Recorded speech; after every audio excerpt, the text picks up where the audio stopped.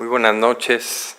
Agradezco la invitación que se me hace a participar en este acto académico de la Academia Mexicana de Cirugía a través de la Comisión Nacional de Arbitraje Médico.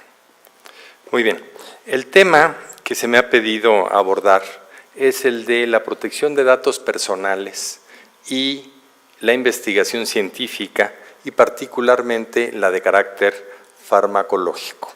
En la primera lámina lo que hacemos es una brevísima identificación de estas dos ideas.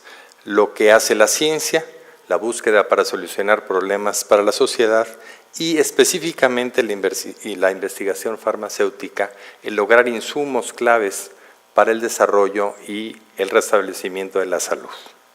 El tema de investigación para la salud, regulado en la Ley General de Salud, desde 1984 y antes obviamente en el Código Sanitario, comprende como uno de los elementos claves la investigación para la producción de insumos para la salud.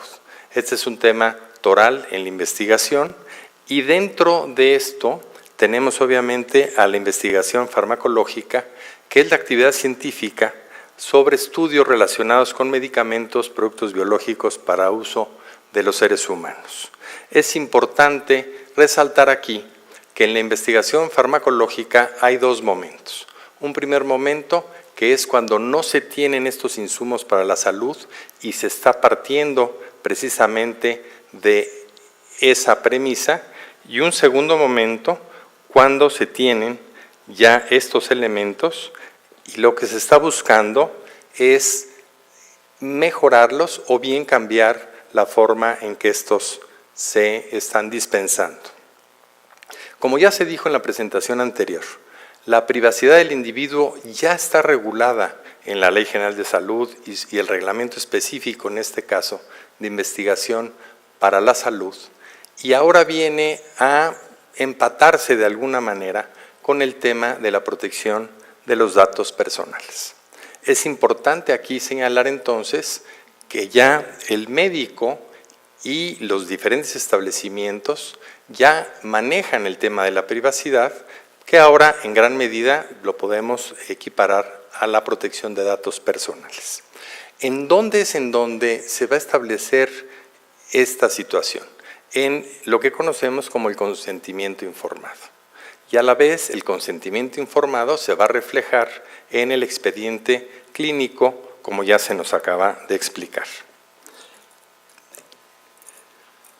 El consentimiento informado, como sabemos, debe ser siempre por escrito. En el caso de investigación para la salud, debe estar elaborado por el investigador principal en términos de la ley que ya mencionamos, del reglamento de investigación para la salud y de la norma del expediente clínico. En este caso, toda vez de que los establecimientos que se dedican a la investigación deben de contar con una comisión de ética, también la comisión de ética debe de aprobar el documento del consentimiento informado. Es bien importante siempre tener en cuenta que este consentimiento informado se considerará válidamente informado, este consentimiento, cuando se le explique perfectamente al sujeto de la investigación cómo se van a manejar sus datos personales. Esto es, cómo se va a tratar la confidencialidad de la información relacionada con su privacidad.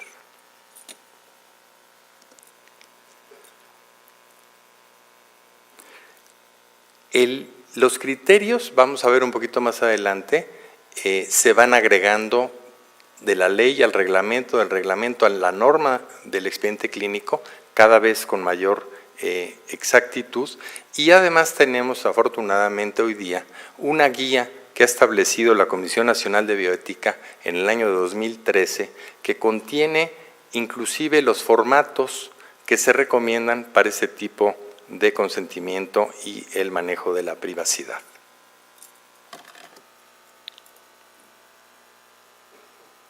Es importante señalar que va a haber excepciones en el manejo de los datos confidenciales, en el manejo de los datos personales. ¿Cuáles puede ser una de estas excepciones? Podría ser por causas de seguridad nacional, por causas de urgencia en la atención del paciente y por otras tantas que ya están legisladas. El investigador principal, como dijimos hace un momento, es el responsable de que se dé el tratamiento adecuado al manejo de los datos personales del sujeto de investigación. Es importante aquí detenernos un poco para señalar que es él el que deberá de clasificar esa información y al hacerlo deberá entonces de valerse de leyendas para señalar que el documento contiene información confidencial, esto es, que contiene datos personales del sujeto a investigar, en investigación, y el traslado de los documentos, como se comentaba en la participación anterior, también debe ser muy cuidadoso. Además de las leyendas, se debe de manejar cuando es necesario en sobres cerrados. El que un sujeto obligado, como llama la Ley Federal de Transparencia, le entregue una información a otro sujeto obligado, no quiere decir que se la va a entregar sin la clasificación correspondiente y mucho menos que lo va a hacer de manera expuesta. Toda vez que en el trayecto y en el intercambio de esos documentos podrá esa información caer en manos de personas no autorizadas para su manejo. Ya dijimos cuáles son los datos personales y son fundamentalmente aquellos que pueden identificar a una persona. Como se dijo en la presentación anterior, estamos ante, por un lado, el derecho a la protección de la salud, sabemos que está contenido en el párrafo cuarto del artículo 4 constitucional, y por otra parte, el artículo 6 de nuestra Constitución, que es la que se refiere a el derecho a la información. Y como ya se explicó con detalle, se tienen ciertos derechos y obligaciones una vez de que se está en presencia de dicha normativa. Las obligaciones, ¿cuáles serían si las resumimos? Por un lado, el sujeto participante de la investigación debe de otorgar su consentimiento para el manejo de estos datos. Por otro lado, se le debe de informar el por qué se recaban ciertos de esos datos. Se le debe también asegurar por la institución médica que se van a garantizar estos datos y también pedirle que coopere en la exactitud y actualización de los mismos, sobre todo tratándose del tema de la medicina. Para una investigación, cualquier cambio en esos datos personales puede ser de la mayor relevancia. Y por otro lado, también las instituciones de salud, en este caso, del Sistema Nacional de Salud, no importa que sean privadas, públicas o de orden social, deberán de reportarle al IFAI los listados en donde se contengan datos personales. Por otro lado, el sujeto a investigación tendrá, como ya se dijo, el derecho de acceso a obtener su propia información, a conocer además cómo se está utilizando esta y ya se explicó a la corrección y adecuación de la misma si es necesario.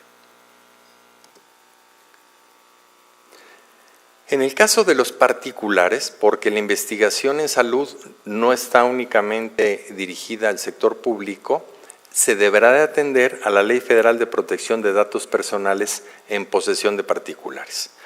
A los particulares entonces no les aplica la Ley Federal de Transparencia y Acceso a la Información Pública Gubernamental. Sin embargo, los principios, que también ya se comentaron, son obviamente compatibles. Es importante señalar a este respecto que uno de los problemas que se ha vivido respecto del manejo de la información pública gubernamental y el manejo de los datos personales es el que existen diferentes legislaciones en el ámbito de nuestra República. Tenemos la Ley Federal, como ya se dijo, de Transparencia y Acceso a la Información Pública Gubernamental, esta Ley Federal de Protección de Datos Personales en posesión de particulares. Sin embargo, las entidades federativas tienen la facultad soberana de emitir su propia legislación. Se ha estado insistiendo por parte del IFAI, y Jacqueline Pechard, una de sus presidentas, lo señaló con gran detalle, que era fundamental la alineación entre la legislación federal y los principios y bases federales y lo que sucede en cada una de las entidades federativas, toda vez de que a la fecha no se ha logrado cabalmente esa alineación y en algunos lugares los sujetos obligados no son las mismas personas, los plazos para obtener y recabar la información, responder a las solicitudes de información varían, y en la práctica habitual de quienes hacen investigación para la salud, pues es muy probable que interactúen con instituciones o personas de diferentes entidades de la República. Ahí se deberá de tener el cuidado de revisar en qué punto es que hay que aplicar alguna ley local. Les doy un ejemplo.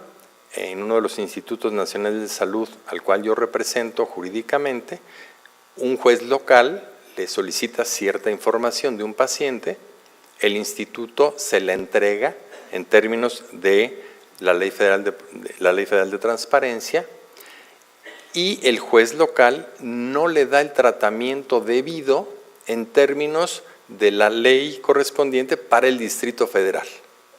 Esto provoca que el paciente del instituto correspondiente, del Instituto Nacional, que se rige por la ley federal, interponga un juicio de amparo reclamando la violación a la confidencialidad, a la privacidad del manejo de sus datos personales.